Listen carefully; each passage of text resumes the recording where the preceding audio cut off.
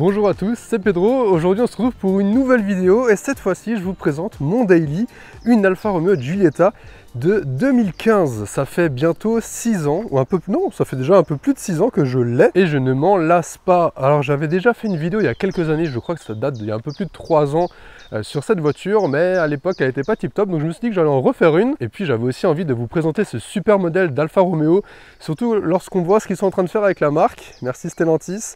Hein, on note ce petit SUV Milano, enfin Junior, pardon.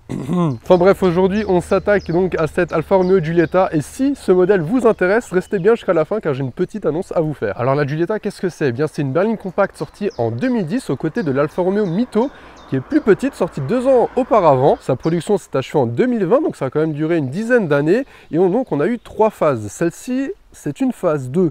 Alors il y a quelques petites différences. Extérieurement ça change pas beaucoup, mais c'est surtout à l'intérieur, vous allez le voir plus tard avec la planche de bord qui est un petit peu différente. Mais on va d'abord se concentrer sur la partie extérieure. Sur la face avant, on reconnaît tout de suite le design Alfa Romeo avec cette calandre placée au centre en forme de V, le fameux Scudetto. Et je trouve que ça a vraiment du charme. On a la plaque déportée, bon la mienne elle tient un petit peu la gueule parce que vu qu'elle est pliée en fonction des matériaux, et bien ici on a le film qui se décolle et l'eau qui s'infiltre. Mais bref, c'est pas grave. Donc la calandre spécifique au Alfa Romeo, et ce que j'apprécie c'est qu'on a le capot qui continue ici avec cette ligne en forme de V. Franchement c'est assez sympathique. On retrouve aussi ces 2 entrées d'air ici en partie basse qui complète un petit peu comme sur la Giulia et sur le Stelvio. On a des optiques ici en halogène, ils existent aussi en xénon avec une signature lumineuse avec 4 petits points. Alors c'était tout récent les signatures lumineuses à l'époque, en 2010. Il y avait Audi qui avait commencé ça sur l'A3 en 2006 il me semble, donc il y a tout le monde qui s'y mettait. Et franchement je trouve que ça donne une petite identité assez discrète mais sympathique. Et je sais pas ce que vous en pensez, mais en fonction de l'angle dans lequel on le regarde, cette optique me fait un petit peu penser à la Ferrari 599. Je sais pas, je trouve qu'il y a un petit air comme ça. Alors faut bien imaginer, hein, bien sûr, mais je trouve qu'il y a un petit quelque chose. Et sous ce capot, on retrouvait pas mal de motorisations diesel et essence. Personnellement, j'ai le plus petit diesel parce que je cherchais quelque chose d'économique.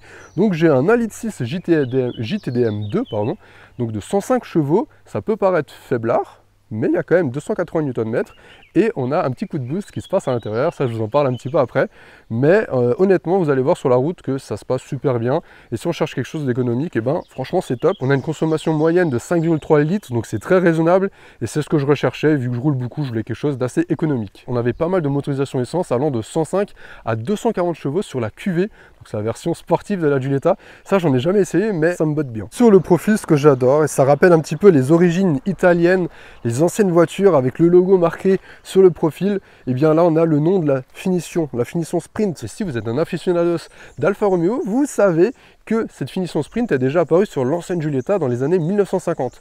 Et c'était comme ici, marqué sur le côté. Maintenant sur les nouvelles Alfa Romeo, on a le nom de la finition.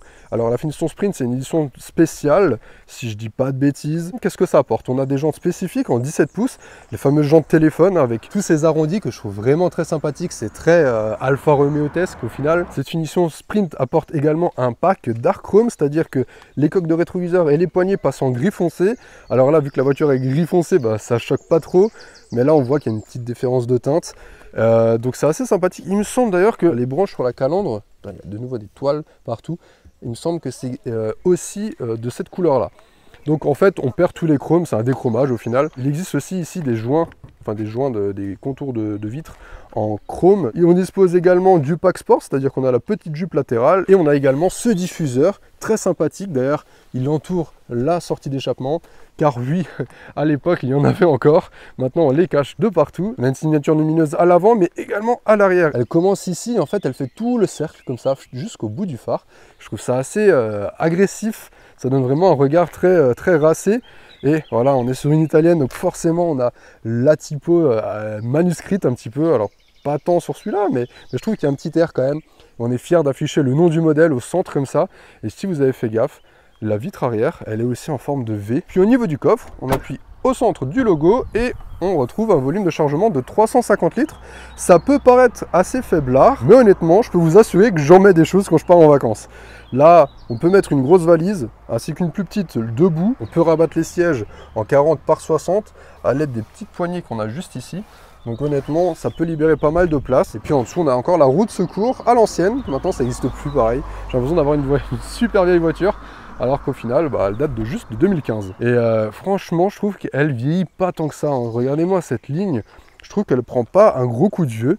Elle a quand même 14 ans maintenant cette voiture, je trouve qu'elle est encore dans l'air du temps. Je suis assez curieux de savoir ce que vous en pensez de cette Giulietta. Dites-moi tout ça en commentaire.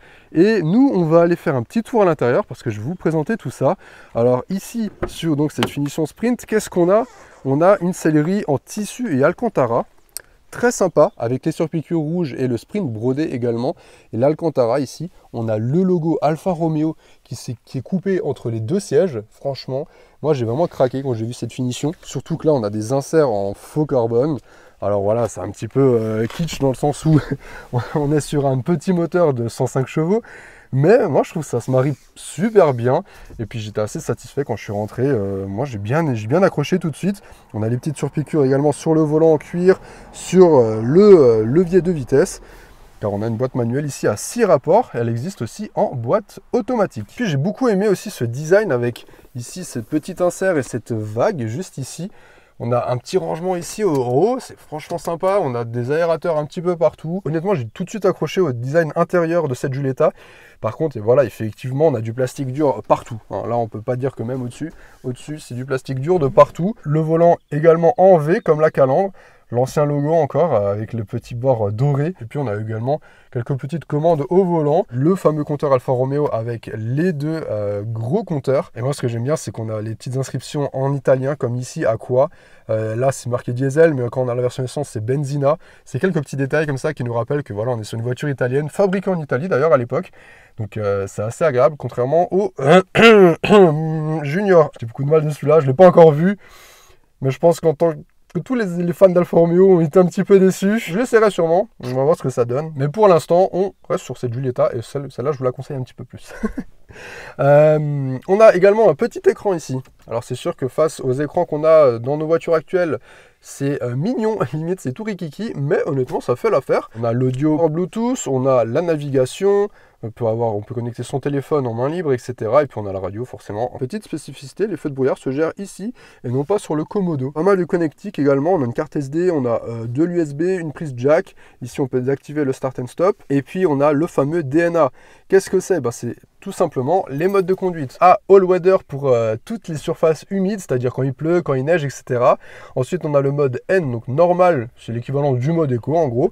Et puis le mode D, dynamique, c'est le mode sport qui active un overboost. Honnêtement, ça change complètement la voiture.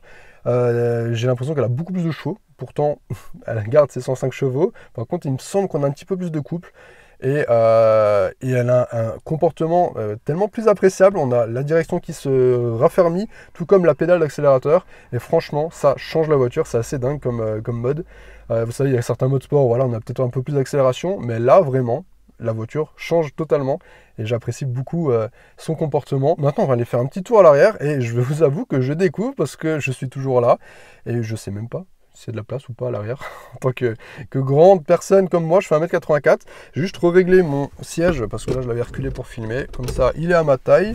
Non, je vais encore plus près. Voilà. Voilà, nickel. Allez, on va voir ce que ça donne. Alors, je ne sais pas si vous le savez, mais sur la Giulietta, la poignée ici, on n'a rien ici. Elle est cachée comme un petit peu sur les Clio. Ok. Ouais, effectivement, on a vu mieux comme place. Hop. Oui. Je confirme. Je vous rappelle, 1m84, je viens de régler le siège pour moi. Mes genoux touchent. Par contre, on est large au niveau des pieds, je peux même les soulever. C'est pas mal. J'ai oublié de vous dire, on avait un accoudoir aussi. On a un petit accoudoir au centre. On a un petit aérateur. Un petit cendrier, mais ça n'existe même plus maintenant, c'est drôle. Je suis bien installé, il faut juste que je monte l'appui-tête. Je comprends mieux pourquoi à chaque fois mes passagers montent l'appui-tête. Ils oublient toujours de le redescendre, ça m'embête un peu. L'assise est cool, c'est un peu ferme, un peu comme à l'avant. C'est équivalent. Par contre, c'est un petit peu serré au niveau des genoux. Par contre, je me sens pas engoncé, même si le toit est assez... Ouais, c'est un poil limite, hein, quand même, on va pas se le cacher, c'est un poil limite pour une voiture de ce gabarit-là. Mais honnêtement, ça fait l'affaire si on a des enfants ou autre. C'est vrai que je suis grand aussi, hein, faut le noter, quoi. Bon, écoutez, on va faire un petit tour sur la route et je vais vous donner mes impressions au volant et tout ce que j'apprécie au volant de cette Giulietta. On se retrouve sur la route. Comme pour son design, personnellement, je ne me lasse pas de la conduire. C'est une voiture que j'ai donc, comme je vous ai dit, depuis un peu plus de 6 ans. Et j'ai une seconde voiture, donc une Mazda MX-5. Et à chaque fois que je roule la Mazda et que je reviens dans celle-là, et ben, je suis super content. Parce que, bien sûr, elle a déjà son âge, dans le sens où c'est pas une voiture récente avec toute la nouvelle technologie, etc. Mais pourtant, elle est super souple. Autant dans la direction, autant au niveau de l'embrayage qui est super fluide. On a une super gestion de la boîte de vitesse. Donc c'est super agréable à conduire, c'est très doux, notamment en ville, etc. L'embrayage ne donne pas d'à-coups, c'est vraiment super agréable. C'est une conduite super douce. Et ça, j'aime beaucoup et ça fait que je me lasse pas de cette voiture. C'est assez confortable malgré que ce soit ferme. Oh, Lotus Evora 400. Ça, c'est rare. C'est l'avantage de vivre en Alsace et sur la route des vins. On voit toujours des belles choses. En fait, c'est un petit peu ferme. Donc, ça, c'est pas trop dérangeant. Parce que moi j'aime bien une conduite un peu dynamique et là on a des sièges qui sont relativement fermes mais qui restent confortables pour faire de longs trajets. Je fais énormément de route avec cette voiture et je la trouve aussi confortable qu'une berline ou autre quoi. Donc c'est assez agréable et c'est vrai qu'on a un comportement assez dynamique même au niveau du tarage de la suspension qui est un petit peu ferme sans être tape-cul. C'est vraiment juste bien dosé et ça c'est super agréable. Moi c'est vraiment ce que j'adore et j'ai voulu la vendre il y a quelques années. Il me semble d'ailleurs que j'en parle dans la première vidéo que j'ai faite sur elle. Et voilà, 3 ans après, je l'ai toujours. Alors par contre, je vais mettre un petit peu de clim parce que là, il fait super chaud. Donc désolé, j'espère que je vais la mettre tout doucement, comme ça ne fait pas trop de bruit au niveau de la ventilation. On a une assez bonne autonomie de plus de 1100 km. Merci le diesel. On a un assez gros réservoir, j'ai plus le litrage en tête. Donc personnellement, j'aime beaucoup la conduire. Autant tranquillement pour du quotidien, autant pour m'amuser un petit peu quand je vais sur des routes de montagne où je dois me rendre quelque part avec des routes sinueuses. Et bien là, paf, on met le mode dynamique et on s'amuse un petit peu. D'ailleurs, c'est ce qu'on va faire là. Je vais sortir du village bientôt. On va mettre le mode dynamique et vous allez voir que c'est tout autre chose. Je vais faire une première partie en accélérant en mode naturel, enfin en mode normal. Du coup, il l'appelle natural. Et ensuite, on fera un retour en version un petit peu plus truc. Mais déjà là, bon, c'est pas grand chose. Hein. On a le turbo qui pousse à 1750 tours minute. Donc ça, c'est assez agréable dans le sens où il vient super tôt. Une fois qu'il est chargé, voilà, là c'est smooth. Là, c'est tranquille. Voilà, on est en mode normal. Et comme vous pouvez voir, voilà, en termes de châssis, c'est pas trop mal. Ça prend pas énormément de roulis. Donc voilà, pour moi, c'est vraiment le bon compromis. Et vous voyez que, franchement, c'est top. Non, c'est vraiment... Et là, je suis en mode normal. Donc, c'est vrai qu'Alfa Romeo a toujours été orienté vers des châssis assez dynamiques, assez plaisants, et sur le plaisir de conduite, même au quotidien. Et on le retrouve dans cette Giulietta. Et c'est vraiment ce que j'ai accroché lorsque je l'ai essayé pour la première fois. Parce qu'au début, faut que je vous l'avoue, Alfa Romeo, j'étais un petit peu comme tout le monde, dans le sens où oui, bon, Alfa... ouais, c'est un peu Fiat, enfin c'est pas forcément très, c'est pas tip top quoi. Ça a une histoire, mais sans plus. Alors je vais juste faire demi-tour rapidement, hop. Petit radar de recul, ça fait plaisir quand même, c'est un peu la base. Et lorsque j'ai essayé la Giulietta d'un ami, eh bien je suis tombé sous le charme directement. Je me suis dit, ah Alfa Romeo, j'ai commencé à m'y intéresser, et puis au final, et c'est des super voitures. On sort du village, je viens de mettre le mode dynamique et là tout de suite, je sais pas si ça se voit en vidéo, mais en tout cas, on a tout de suite plus de jus.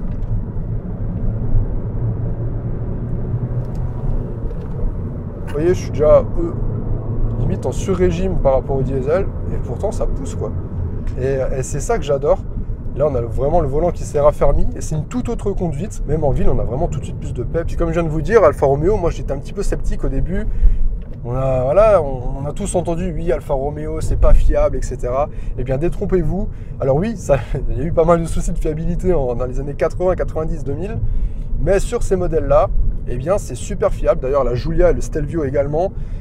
Le Tonale, il n'y a pas encore trop de retours, du moins j'ai pas regardé donc je pourrais pas vous dire. Et puis le Junior, on va pas en parler étant donné qu'il va y avoir des PureTech dedans, mais bref. Mais globalement, c'est assez fiable. C'est des voitures qui sont franchement top, qu'on voit pas partout.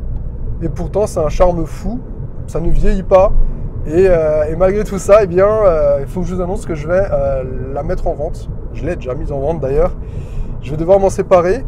Et à grand regret, non pas que j'ai envie de la vendre, loin de là, comme je vous l'ai dit tout à l'heure, j'ai vraiment pas envie de la vendre parce que je sais pas quoi prendre après. J'ai décidé de garder la MX5 en daily et donc je mets en vente ma Giulietta. Et c'est un grand regret parce que je sais que je vais le regretter, mais bon, quand il faut, il faut. Je vous donne quelques petites infos, elle a 103 000 km. Et puis dans tous les cas, en description, je vous mettrai le lien vers l'annonce. Comme ça, vous pouvez aller jeter un petit coup d'œil. Donc voilà, je la mets en vente. Je vous en ai parlé il y a 3 ans dans la première vidéo. Cette fois-ci, c'est bien le cas. Je la mets en vente, elle est mise en vente et on verra bien. Peut-être qu'un jour, je m'en reprendrai une. En tout cas, je voudrais bien. Ou alors une Giulia. Hein. Une Giulia, qu'est-ce que je kifferais en daily? Ça serait, je pense, mon daily de rêve. D'ailleurs, petit spoiler, elle sera bientôt à l'essai. Je vais la récupérer et on va quelque part avec. Donc, j'ai hâte de vous montrer tout ça, de vous partager cet essai. Voilà, Alfa Romeo, c'est une marque que j'apprécie beaucoup. Je dirais pas que je suis alphiste non plus, mais je suis tombé sous le charme de cette marque. Et j'adore en parler, j'adore la partager. Et chose faite avec cette vidéo encore une fois. Donc écoutez, j'espère que cette petite présentation essai vous aura plu. Si c'est le cas, n'hésitez pas à vous abonner à la chaîne et à aimer cette vidéo. N'hésitez pas aussi à me suivre sur Instagram pour voir un petit peu les backstage en avant-première. D'ailleurs, suivre tout le road trip avec la Giulia si ça vous intéresse. Moi, je vous dis à très bientôt pour de prochaines vidéos. Allez, salut!